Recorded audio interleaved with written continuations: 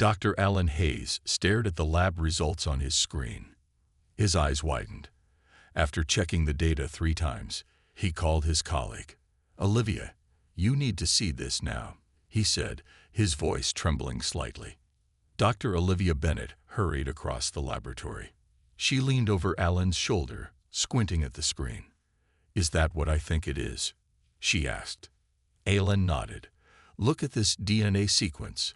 It's been there all along, in every human sample we've tested. I only found it because we were looking at the supposedly junk sections with the new imaging technique." Olivia pulled up a chair. "So this sequence, it appears to control cellular regeneration. Not just control it. According to these simulations, it can perfect it. Cells that never deteriorate, that repair themselves completely after damage." Alan ran his hand through his graying hair. "Olivia, this could mean functional immortality." The lab fell silent except for the gentle hum of equipment. "We need to test this," Olivia finally said. Within weeks, they had developed a treatment to activate the dormant sequence. The University Ethics Committee approved limited human trials after reviewing their animal test results. Their first volunteer was Frank Miller, a 63-year-old former teacher with advanced pancreatic cancer who had been given 3 months to live. "I understand the risks," Frank told them before the procedure. "But dying of cancer isn't exactly a pleasant alternative." The treatment was administered through a series of injections. For 3 days, nothing happened. Frank's condition continued to deteriorate. On the 4th morning, Alan arrived at the hospital to find Frank sitting up in bed, eating breakfast. "My pain is gone," Frank said simply. "Completely gone." Scans confirmed what seemed impossible. The cancer cells were dying, while healthy cells were regenerating at an extraordinary rate. Within 2 weeks, there was no trace of cancer in Frank's body. More surprisingly, his skin began to look younger, his hair thicker. The other volunteers showed similar results. A woman with advanced heart disease found her heart tissue regenerating. An elderly man with severe arthritis could suddenly move without pain. "We've always had this ability," Alan explained during their first press conference 6 months later. "Every human being carries this sequence. It's part of what makes us human. We've just been unable to activate it until now." The news spread across the world like wildfire. Governments called emergency meetings. Religious leaders debated the moral implications. Stock markets fluctuated wildly as pharmaceutical companies raced to invest in what would become known as the Hayes Protocol. 1 year after the discovery, Alan and Olivia watched as the first public treatment center opened. "Are we doing the right thing?" Olivia asked softly, "Changing the fundamental nature of human existence." Helen looked at the line of people waiting outside the center. Many were sick, some in wheelchairs or on stretchers. "We're not changing human nature," he replied. "We're unlocking what was always there. This is what we were meant to be." The early treatments were expensive and time-consuming, available only to the wealthy and privileged. But as techniques improved and more doctors were trained, the Hayes Protocol became more accessible. 5 years after the discovery, a reported 15% of the world's population had received the treatment. Birth rates began to decline naturally as people realized they had centuries rather than decades to consider parenthood. What nobody realized then was how humanity's newfound immortality would be perceived beyond Earth. As humans started to look toward the stars with their extended lifespans, making plans for generation ships that would now be crewed by the same people for the entire journey, they had no idea they were about to upset a delicate galactic balance. In his lab, celebrating his 57th birthday, but looking 40, Alan raised a toast with Olivia and their team. "To humanity's next chapter," he said, unaware that across the stars, other eyes had begun to watch Earth with growing concern. Samantha Wright looked out the window of her high-rise apartment at the sprawling city below. Today was her 105th birthday, though no one would guess it from her appearance. She looked like a woman in her early 30s, with smooth skin and bright eyes that had witnessed over a century of human history. 20 years had passed since the Hayes Protocol became available to the general public. The world was unrecognizable now. "Message from your grandson," announced her home system. "He's landed on Mars colony and wants to know if you're still planning to join him next year." Samantha smiled. Her grandson was 71 years old but looked 40. The family joke was that she now appeared younger than her descendants. "Tell him I'll be there," she replied. "Just finalizing my research transfer to the Mars facility." She turned back to the window. The city had changed dramatically to accommodate a population that rarely died. Buildings stretched higher, utilizing vertical space. Urban farms covered rooftops and walls. The streets below were less crowded than they once were. Many people had moved to newly established colonies on the Moon and Mars. The immortality revolution had transformed society in unexpected ways. With endless time stretching before them, humans had become both more patient and more adventurous. Long-term thinking dominated policy decisions. Education never ended. Samantha herself had earned 5 different degrees over her extended lifetime. The economy had shifted too. When people stopped fearing death, they consumed differently. Status came from experiences and knowledge rather than possessions. Work became something people did in phases, taking decades off to pursue passions before returning to contribute their expanded wisdom. Samantha's communication device chimed. It was Dr. Gregory Parker, her colleague at the Global Space Initiative. "Have you seen the news?" he asked when she answered. The deep space probe sent back confirmation. "The signals we detected weren't random. They're artificial. We're not alone." Samantha felt her heart race despite her century of life experiences. After decades of searching, humanity had finally found evidence of intelligent extraterrestrial life. "Where?" she asked. "A star system about 40 light-years away. The signal patterns are complex. The analysis team is certain they're communication attempts." Samantha thought about the implications. Humanity had changed fundamentally since becoming effectively immortal. Their approach to risk had shifted. People were willing to embark on decades-long journeys because time had lost its sting. Several interstellar missions were already underway, though none had reached their destinations yet. "The Council is calling an emergency meeting," Gregory continued. "They want your input as one of the original Hayes Protocol recipients." The World Council had been established 15 years ago to manage humanity's expansion beyond Earth. Made up of the oldest living Hayes Protocol recipients, they provided perspective that younger generations lacked. "I'll be there," Samantha said. Later that day, she sat in the council chamber as scientists presented their findings. The alien signals contained mathematical patterns suggesting the senders were trying to establish communication. "We need to respond," said Council President Rafael Diaz, who at 112 was one of the few people older than Samantha. "But we must consider how to represent ourselves. Do we tell them about our immortality?" The room fell silent. Humanity's immortality had solved many problems but created others. Earth's resources were stretched thin despite off-world colonies. Population control measures had been implemented globally. If these aliens were mortal, how would they view a species that had conquered death? "They'll discover it eventually if we make contact," Samantha said. "Better to be honest from the start. Our immortality is part of who we are now." The council voted to send a response, including basic information about human biology and society. As Samantha left the meeting, she wondered what these distant beings would think of humanity. Would they see them as gods, monsters, or simply as something new?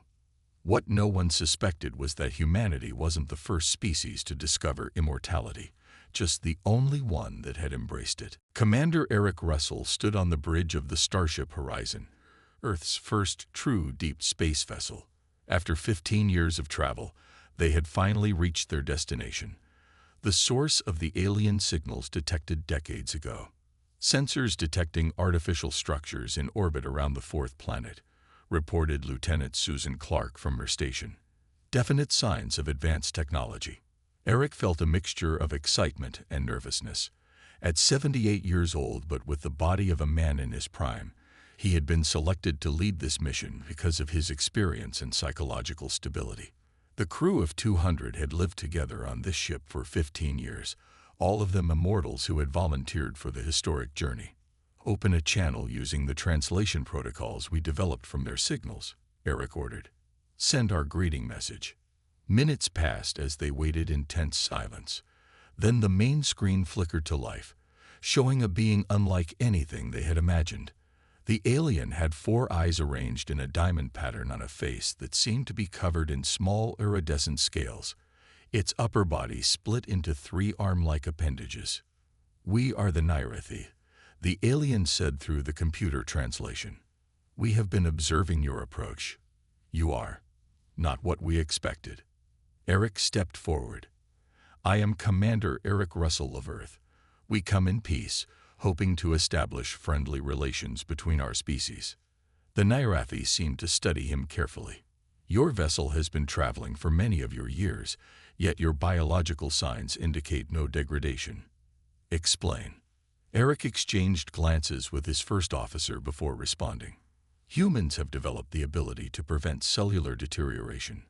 We effectively do not age after reaching maturity." The screen suddenly showed multiple Nyrathi speaking rapidly to each other. When their spokesperson returned, their tone had changed. "You claim biological immortality." "Yes," Eric replied. "It's been standard for all humans for almost 40 years now."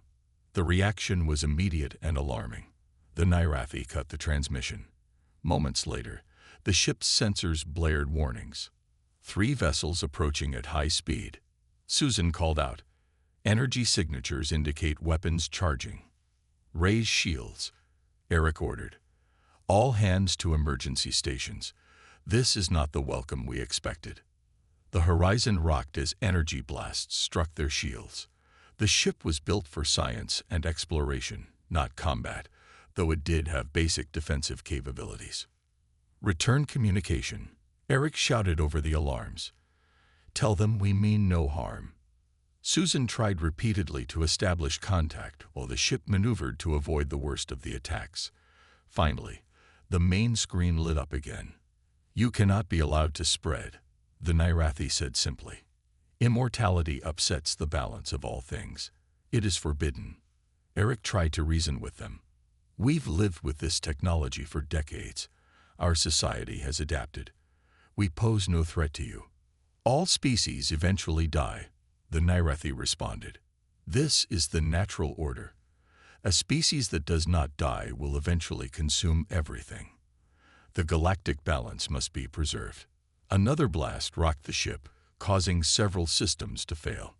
"Engines at 60%, reported the engineer. One more direct hit, and we lose our faster-than-light capability." Eric made a difficult decision. "Plot an emergency jump back toward Earth space. We need to warn our people." As the horizon prepared to flee, Eric received one final message from the Nyrathi. "Do not return. The Council of 27 species will be informed of your existence. Containment protocols will be implemented." The ship jumped into faster-than-light travel just as another barrage of weapons fire reached their position. They had escaped, but barely.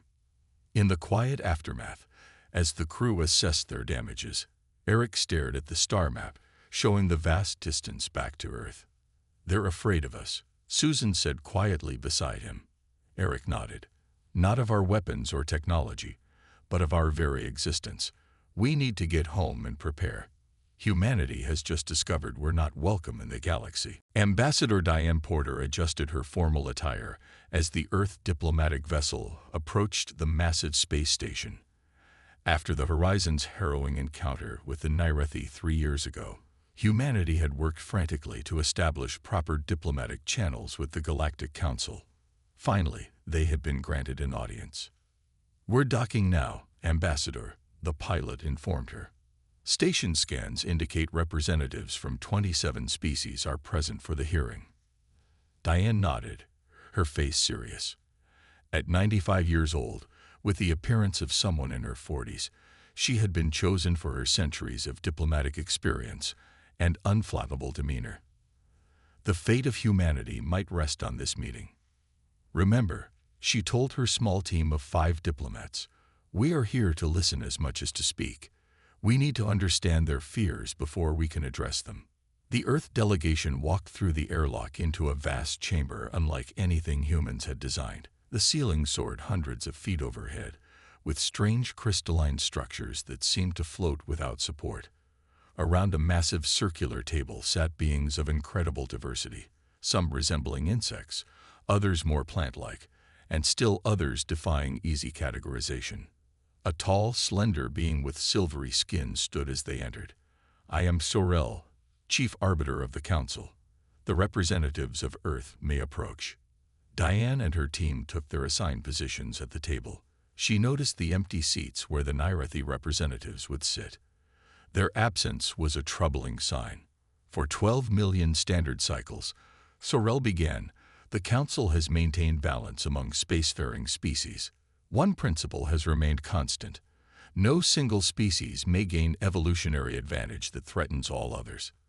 Your biological immortality violates this principle." Murmurs of agreement spread around the table. With respect, Diane responded, "Immortality is not the same as invulnerability.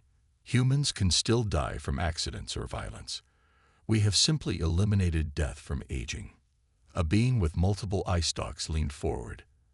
"That is precisely the problem. Your species will continuously accumulate knowledge and experience without the natural cycling of generations. Your population will expand without limit. Given enough time, humans would overwhelm all others." "We have implemented strict population controls," Diane countered. "Our birth rates have declined naturally as our lifespans extended." "For now," rumbled a massive entity that appeared to be composed of living stone. "But what of 1,000 years from now? 10,000? The mathematics are irrefutable. An immortal species with even minimal reproduction will eventually require all available resources." The debate continued for hours. Diane presented data showing how human society had adapted to longevity, emphasizing their commitment to sustainable expansion. Some council members seemed receptive, but others remained openly hostile. Finally, a new voice joined the discussion. A being composed of swirling blue energy addressed the gathering. "I am Eldarin of the Thought Collective. We have studied human transmissions extensively. Their immortality was not seized through conquest, but discovered within their own genetic code. Should they be punished for their natural evolution?" This sparked heated debate among the council members.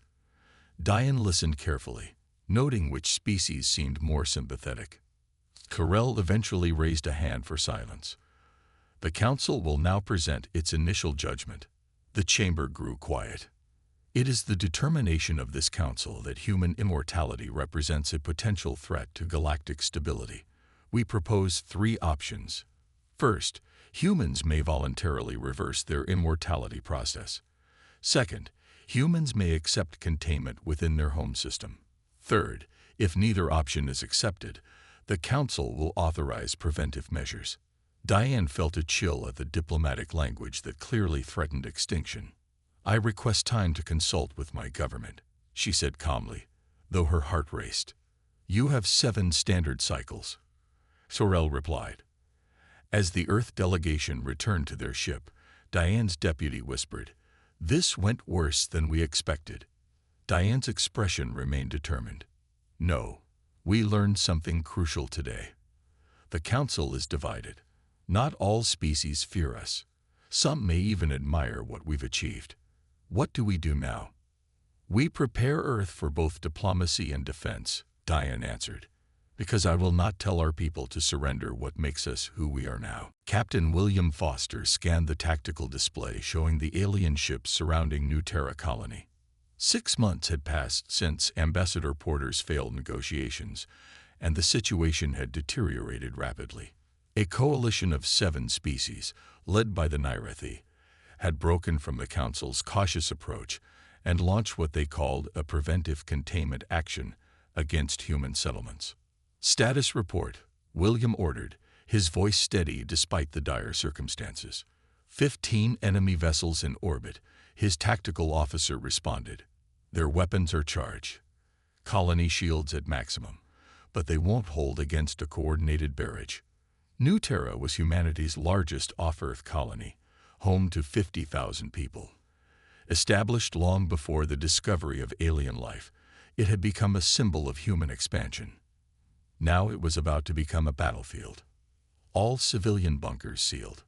William asked. Yes, sir. Everyone is below ground level. Defense teams are in position. William nodded grimly. At 68 years old but physically in his prime, he had seen many crises in his long career, but nothing like this. The colony's defenses were designed to withstand natural disasters, not an alien assault force. The communication system crackled to life. A Nirathi commander appeared on screen. Human colony. The alien said, "You have violated galactic order by expanding beyond your containment zone. Surrender now. Your people will be relocated to Earth." William stepped forward. "This colony was established before we knew of your existence. These are civilian scientists and farmers. We've made no aggressive moves against you." "Your existence is the aggression," came the cold reply. "Your immortality makes you a devouring force that must be contained." The screen went dark. Moments later, the first energy blasts hit the colony shields. "Return fire," William ordered. "Target their weapons systems only." New Terra's defense platforms activated, sending pulses of energy toward the alien ships. Several shots connected, but the aliens' technology was more advanced. The colony shields began to fail under the constant bombardment. "Sir, shield generators 2 and 4 are down," shouted his engineer. "We can't sustain this level of attack." William made a quick decision. Implement Defense Plan Omega. Now. Throughout the colony, specially trained teams moved into action. These volunteers, all immortals who had lived for over a century, had prepared for this moment. Where conventional military thinking would consider certain missions suicidal, these teams operated with the confidence of people who could survive almost anything. As the alien ships moved closer to begin landing troops, human defenders launched themselves from concealed positions in small, fast attack craft. The aliens, expecting conventional defense strategies, were unprepared for attackers who flew their vessels directly into enemy weapon ports, ejecting at the last second into space. The immortal soldiers, wearing specialized survival suits, could endure the vacuum of space for minutes at a time, long enough to attach themselves to enemy hulls, cut through with specialized tools, and infiltrate the ships from outside. William watched on his tactical display as chaos spread through the alien fleet. 3 enemy vessels had already gone dark, their systems compromised from within. "Sir, we're receiving transmissions from other human colonies," his communications officer reported. "Similar attacks are happening at outposts across 3 star systems." This was not just about New Terra. The coalition forces had launched a coordinated strike against all human settlements, hoping to force humanity back to Earth in one swift campaign. But they had miscalculated. They had attacked a species that no longer feared death in the same way, whose soldiers could take risks that would be unthinkable to mortal beings. As the battle raged around New Terra, news arrived that humanity's main fleet was en route. They would arrive within hours, but William wasn't sure the colony could hold that long. "Captain," his sensor operator called out, "new ships entering the system. But they're not ours." William turned to the main viewer. Sleek vessels unlike any he had seen before were moving to intercept the coalition forces. "We're receiving a transmission," the communications officer said with surprise. "It's from the Eldarin. They say they stand with humanity against this unauthorized aggression." William allowed himself a small smile. It seemed humanity had found allies in the galaxy after all. The battle for New Terra was far from over, but for the first time since the aliens appeared, he felt a glimmer of hope. Dr. Linda Patel stood before the Joint Military Command, her presentation displayed on the large screen behind her. 1 month had passed since the Battle of New Terra, and the war had reached a stalemate. Though humans had successfully defended their colonies with help from the Eldarin and other sympathetic species, the coalition continued to press for humanity's containment. "We've been thinking about this all wrong," Linda explained. We're fighting as if we're still mortal, but our immortality is our greatest advantage." The military leaders listened intently as she outlined her strategy. Linda, a brilliant tactician who had lived through 2 centuries of human conflicts, understood something fundamental about their situation. The coalition fears us because we don't die naturally. So let's show them what that really means. Not that we're conquerors, but that we have a perspective they can't imagine. Major Kevin Garcia volunteered to lead the first mission implementing Linda's strategy. At 145 years old, Kevin had originally been a historian before military service. His team consisted of 12 immortals, each over a century old and with diverse backgrounds. "Your mission is infiltration, not destruction," Linda told them during the final briefing. "Get to the coalition headquarters and deliver our message." The plan was audacious. Kevin's team would allow themselves to be captured by coalition forces, knowing they could endure whatever happened next. While conventional military doctrine avoided capture at all costs, immortals could withstand interrogation, imprisonment, even physical damage that would kill ordinary beings. 3 days later, Kevin found himself in a coalition prison cell aboard their command station. The capture had gone according to plan. His team had approached in an unarmed vessel broadcasting surrender signals. The coalition forces, suspicious but unwilling to destroy surrendering enemies, had brought them aboard. The Nairethi commander stared at Kevin through the energy barrier of his cell. "Your capture accomplishes nothing. Your species will still be contained." Kevin smiled calmly. "I'm not here as a prisoner. I'm here as a messenger." The commander made a dismissive gesture. "Your body shows signs of damage from our processing. Yet you show no distress." "I've experienced worse," Kevin replied truthfully. "I've lived through 2 global pandemics, 3 economic collapses, and the Great Water Crisis of 2078. Physical pain is temporary for us." While Kevin kept the commander distracted, other team members were executing their parts of the plan. They had allowed nanoscale devices to be hidden within their bodies before the mission, devices that were now spreading through the station's systems, not to sabotage, but to access communication networks. In the command center, coalition leaders suddenly found their screens showing images from Earth's history. The mistakes, the wars, the environmental disasters, but also the healing, the learning, the growing. The message was clear. Humanity had used its extended lifespans not to perfect conquest, but to learn from its failures. Kevin's voice echoed through the station's communication system. "You fear us because you believe immortality makes us careless with life. The opposite is true. When you live for centuries, you understand the true cost of destruction.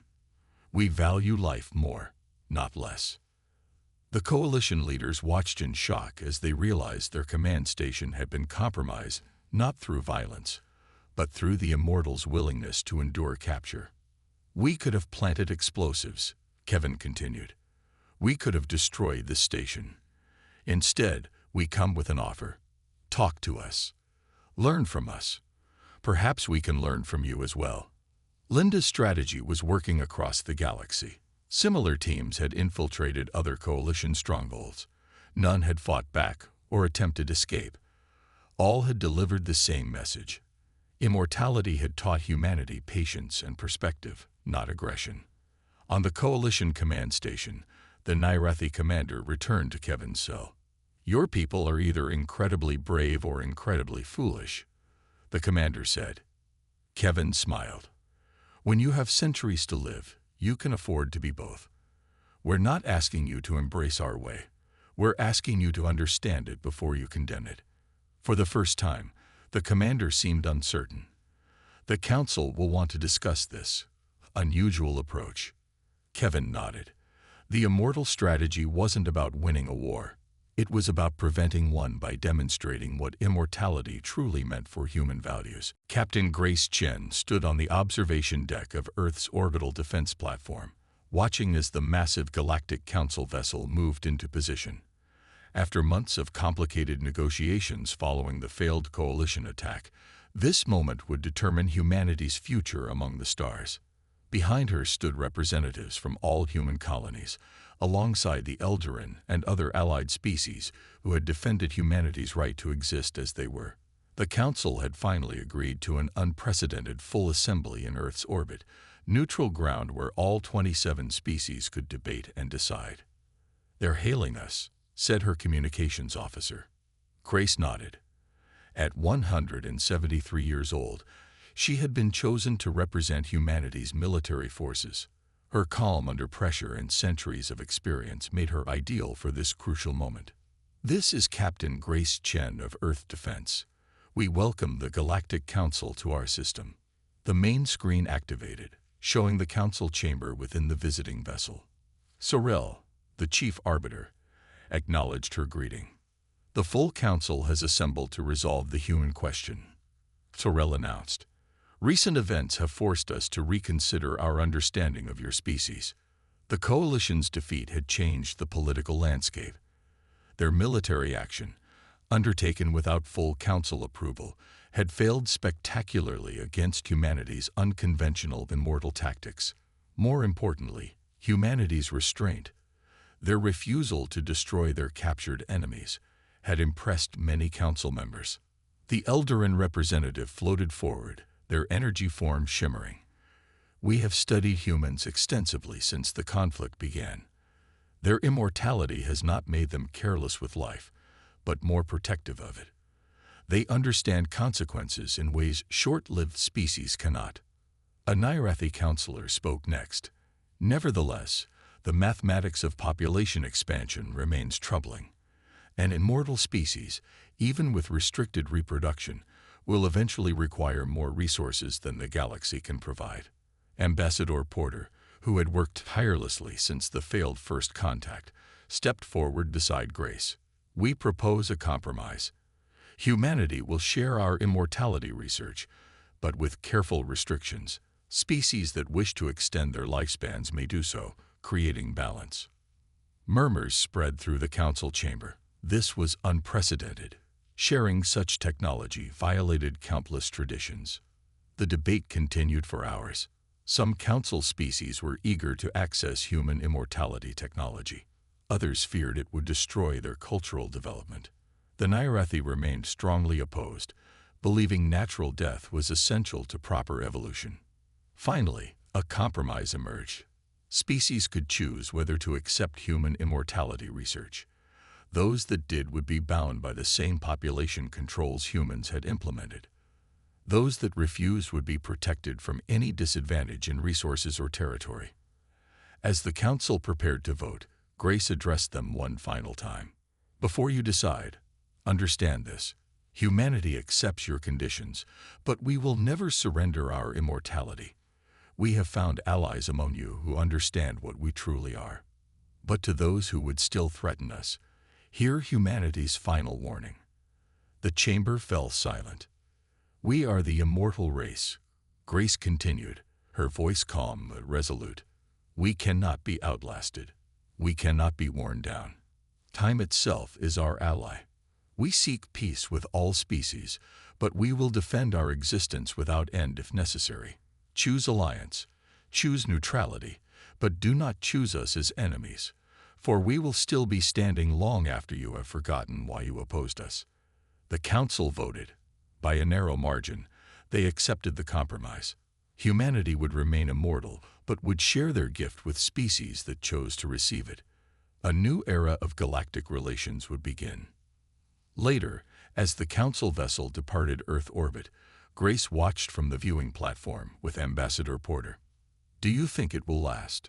Porter asked quietly. Grace smiled. "Nothing lasts forever, except perhaps us. But I think we've earned centuries of peace at least."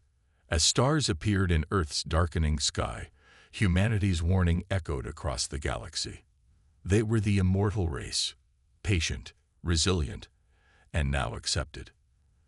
The message was clear. Humanity would endure, whether as friends to the galaxy or as a force no enemy could outlast. The transformation had begun, not just of humanity, but of the entire galactic order. I noticed that the original story outline I created had 7 parts, and we've already completed all 7 parts. However, I'd be happy to write an additional Part 8 as an epilogue to the story. Here's Part 8. 1,000 years had passed since the Galactic Council had accepted humanity as equals. The universe had changed in ways no one could have predicted. Jack Nelson walked through the gardens of the Harmony Institute, a massive space station orbiting a distant star that served as the new center for interspecies cooperation. At over 1,200 years old, Jack was considered young among the original human immortals. He had devoted his long life to studying how different species adapted to immortality. Today was special. Representatives from the Nirathi, the last major holdouts against the Immortality Protocol, had finally arrived to discuss adoption. "Still hard to believe," said his colleague, Dr. Zora Patel, a 900-year-old geneticist. "I never thought I'd see the Nirathi consider immortality." Jack nodded. A millennium of watching other species thrive with extended lifespans has finally convinced them. They entered the meeting chamber where 3 Nirathi representatives waited. Their once hostile species had maintained their belief in natural death for centuries, even as other council races gradually accepted modified versions of the Hayes Protocol. "Welcome to Harmony," Jack said. "We've prepared information specific to Nirathi biology." The lead Nirathi, whose scales had dulled with age, responded, "Our species has observed for many cycles. We have seen that immortality did not lead to the disasters we predicted." Jack smiled. "It changed us all in unexpected ways. When life stretches for centuries, immediate conflicts seem less important. Long-term cooperation becomes the only logical path." The universe they inhabited now was vastly different from the one Jack had been born into. 17 species had adopted versions of immortality. Some, like the Eldarin, had merged aspects of their consciousness with technology. Others maintained biological immortality similar to humans. Species that chose to remain mortal were respected and protected. Their unique perspectives, living with the urgency that comes from limited lifespans, were valued throughout the galaxy. "There is something we wish to understand," the eldest Nirathi said. "How has humanity avoided the stagnation our philosophers predicted? Without death forcing change, how have you continued to evolve?" Zara answered, "We discovered that immortality doesn't end evolution, it transforms it. When you have unlimited time, you can reinvent yourself countless times. I've been a doctor, an artist, a pilot, and a farmer. Many humans change careers every few decades to avoid boredom." "And reproduction?" the Nirathi asked. "Most immortal species, including humans, have children rarely. Perhaps 1 or 2 over several centuries," Jack explained. "Each child is treasured, raised by communities rather than just parents. Population growth is near zero, but genetic diversity continues through careful planning." After the meeting, Jack returned to his quarters. The wall displayed a holographic image of old Earth, a planet now preserved as a historical site while most humans lived among the stars. His communication device activated, showing the face of Admiral Chen, a direct descendant of Captain Grace Chen, who had delivered humanity's warning so long ago. "The Nirathi meeting went well?" she asked. Jack nodded. "They'll likely join us within the next decade." Their concerns were the same ones we've heard before: fear of stagnation, of losing their cultural identity. "And you gave them the standard answer?" "I told them the truth," Jack replied. "That immortality doesn't erase who you are. It gives you the time to fully become who you might be." As they spoke, a new star appeared in Jack's viewing portal. Not a natural star, but a massive construction project where multiple immortal species were building a structure designed to last millions of years. The Galactic Archive would preserve the knowledge of all species, mortal and immortal alike. "We've come a long way from being the feared immortal race," Admiral Chen observed. Jack smiled. "The warning worked because it was honest. We couldn't be defeated by time.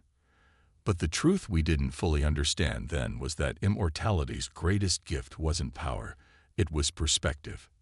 Outside, the new galactic civilization continued its patient expansion into the universe, building not for decades but for millennia, creating a legacy that even immortals could only begin to imagine.